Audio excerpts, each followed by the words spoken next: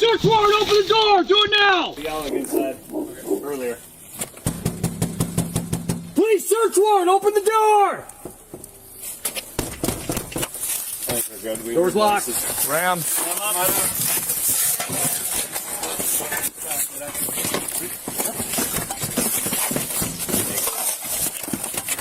Police search warrant! Police search warrant! Go away! Come out now, Come sir! out with your hands up! Verbal contact.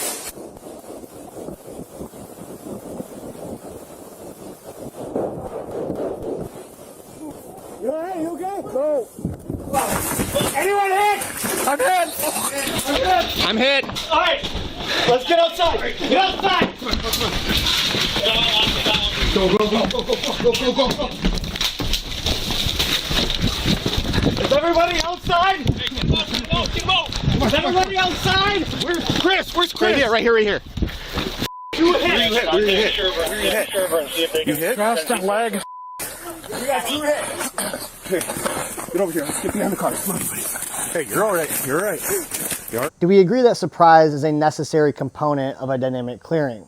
Do we agree that surprise complements speed and violence of action? I think most people would. So it begs the question, if we're going to spend any amount of time knocking and announcing our presence, should we then be entering that structure and trying to clear it as quickly as possible and locate suspects? If you'd like to support the channel, you can do that by liking this video, leaving a comment, and subscribing to the channel if you're not already. Also in 2026, I'll be coming out with my own tactical gear, so if you'd like to join the email list for when that launches, you can follow the link in the description to my website. I know what you're thinking. You're thinking, this is why we have no knocks. Phoenix Police search warrant!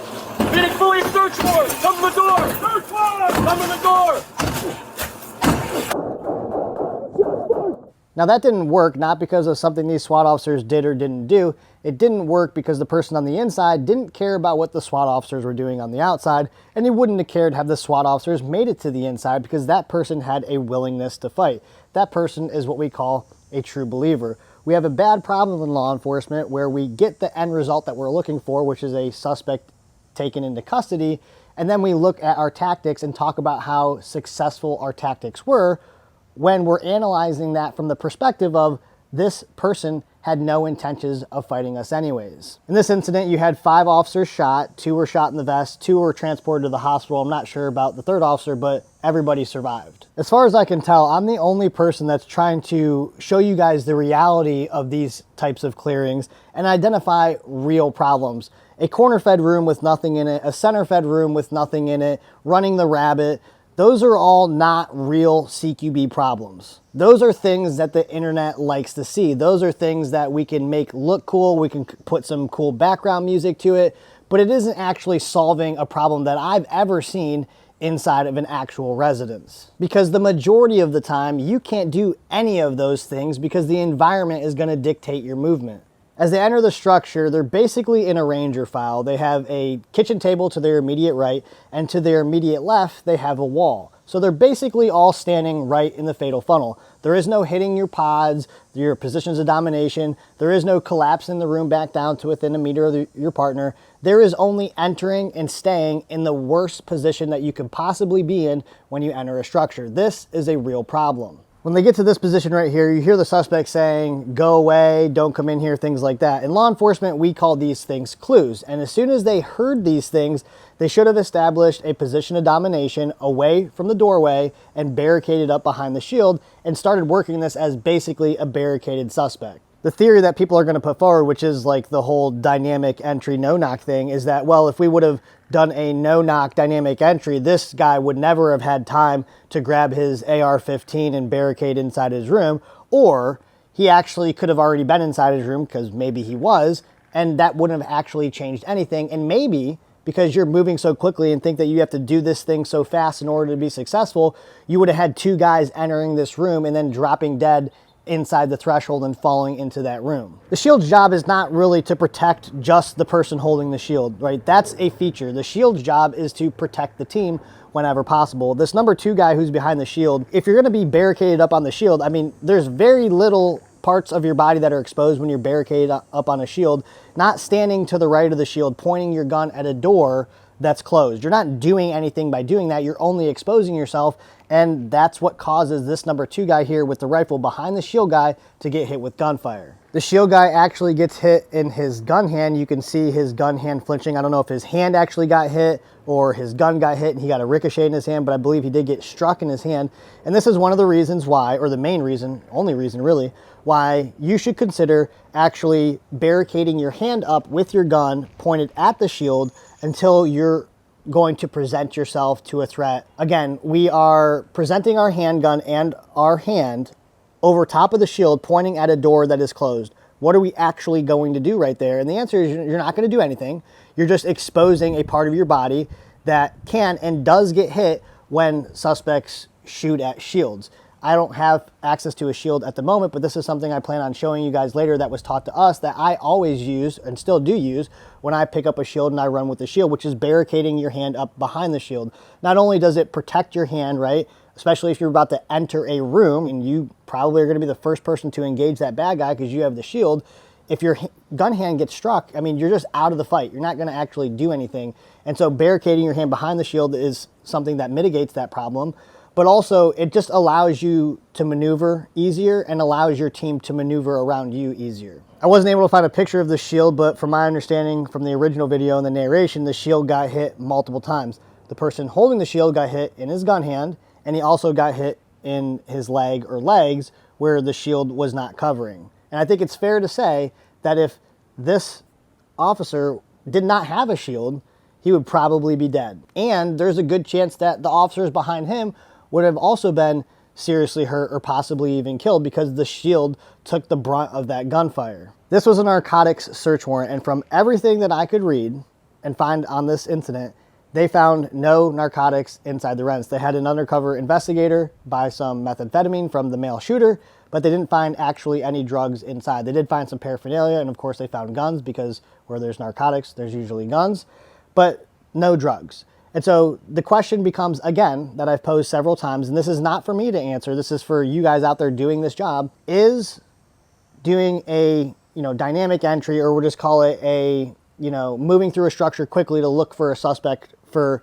narcotics related investigations worth your life or your buddy's life for narcotics that may not actually even be inside the residence. Because I've talked to people that do these investigations, and I know from personal experience, there's times they call them dry holes, right? They have the probable cause to get the warrant for the location, but they don't actually find any narcotics. So is it worth risking our lives or prioritizing the evidence that may or may not be there over our own lives or our buddy's life? We should also identify how high we prioritize evidence over individuals' lives, but then also take notice to the fact that once the shooting starts, the evidence is no longer the priority. Now we're fighting to preserve our own lives. This ends when they set up a perimeter, they have a negotiator come out, they make announcements, and eventually the suspect's wife comes out, they intel her, and then the suspect comes out, they send a dog, they use less lethal, they take him into custody, and he's charged with murder. I'd like to challenge the idea, right, that, or the theory I would call it, because we've seen over and over again this actually doesn't work, of a dynamic or a no-knock entry being validated by the concept or the idea that if we don't do that, we're allowing the person on the inside the opportunity to barricade themselves and set up firing positions, and then we are not as safe outside as we would be if we move quickly throughout the structure. I believe that it actually at times has a inverse effect where you're hitting a door quickly and you're going inside the structure, and now you're potentially putting this individual on the inside of the structure in a position to make a very quick, rash decision versus if you start on the outside and you talk to them, allowing them time to contemplate how bad that same decision on the inside would be for them if they decided that they wanted to start shooting at police who are outside on the perimeter. And like I've said before, major city, major SWAT team been doing call outs for probably 6-7 years now. I'm not sure the exact year time frame, but every one that I've been a part of, every one that I know that they've done, even with narcotics, every person up until now has come out of the residence and they haven't gotten into one shooting on a planned surround and call out. And so I'm not even saying that a surround and call is the absolute best answer for everybody in every situation.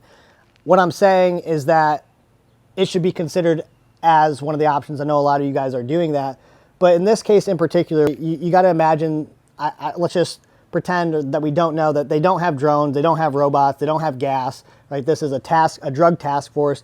They have a RAM. Apparently they don't have diversionary devices. I guess you would think that they would, but they just have breaching capabilities and clearing capabilities. It's also not a bad idea, if you're not going to start on the perimeter and call people out, to do a breach and hold. And when you do these limited actions, right, like a breach and hold, you are exposing as few people or officers to the problem as necessary to handle that particular problem. And I say that in a way in which you have to consider, how many people do we need at the door right now? How many people do we need at the windows adjacent to the door? These are all considerations that you have to have.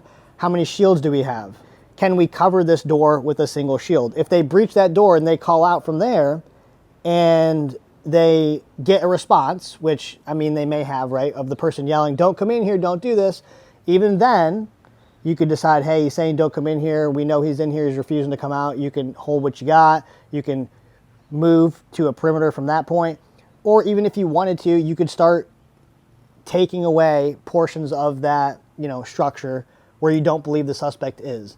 And then you can establish, again, positions of domination in relation to where the suspect is, where you're putting walls in between you and him. You're not standing right outside the door. And that, even more so, is going to give you your best chances at not receiving that gunfire than it is you trying to figure out where he is and then kick the door down and go into this small, probably cluttered room to try and take care of this problem. You'll also notice that there's a dresser right outside the suspect's door. So basically, if you want to fit through this little space right here with a full kit on, you're going to have to squeeze through this thing. And my question is like, where is this problem in all the CQB videos that you see online? And you don't see a lot of these real world problems because it just doesn't fit the cultural status of what people expect to see when we talk about CQB.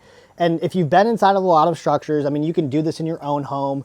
But if you have, you have a job where you happen to be able to see people's houses and you know a lot about CQB, I mean, you could stand there and look at this and go, okay, how would we handle this problem? And it's like, it's not a corner fed, it's not a center fed. I'm actually standing here looking at 3 doors in this, little small hallway that go every single direction.